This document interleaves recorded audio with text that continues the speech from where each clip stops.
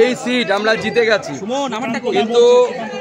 কিন্তু দুর্ভাগ্যবশত আমি দেখলাম মুখ্যমন্ত্রী কলকাতা থেকে প্রেস মিট করেছেন, বিপ্লব মিত্র নাকি জিতে গেছেন। কোনো এর বাস্তবিকতা নেই, এর সত্যের সাথে কোনো মিল নেই।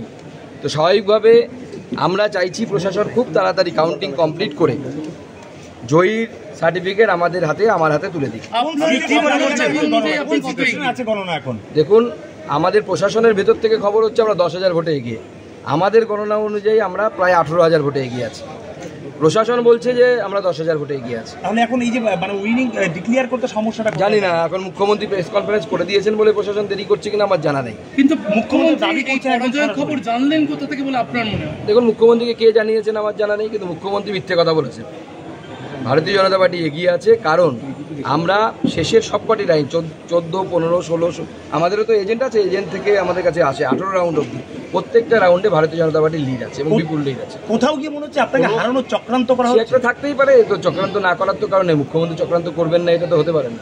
আর বিজেপির আসন সংখ্যা উত্তরে কমলো, কোচবিহারটা হাতছাড়া হলো, যেখানে সে বিষয়ে আমি পরে বলবো। আগে এই সিটটা আমরা উইনিং সার্টিফিকেট নিয়ে বেরোই, পরে আপনাদের সাথে প্রেস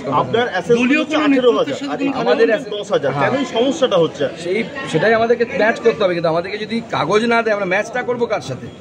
আমাদের 13 রাউন্ড 14 রাউন্ড হয়ে যাওয়ার পর 14, 15, 16টা কাগজই পাচ্ছি না। 13 রাউন্ডে আপনার কাছে 13 রাউন্ডে টেক টু টেক ফাইট আছে। এখনো পর্যন্ত কত রাউন্ড হয়েছে বলে বলেছেন? আমি অবজারভারকে জানিয়েছি 18 রাউন্ড কি একেবারে কমপ্লিট হয়েছে। অ্যাকচুয়ালি কাউন্টিং কমপ্লিট, সমস্ত তথ্য এসে গেছে। সেই হিসাবে আপনাকে কি মনে হচ্ছে? সেই হিসাবে 18টা রাউন্ড কমপ্লিট হওয়ার পরে আপনার কি মনে হচ্ছে? আছি আমরা, হিসেব তো তাই বলছি। নথি বা সম্পূর্ণ নথি এখনো পাইনি আমরা।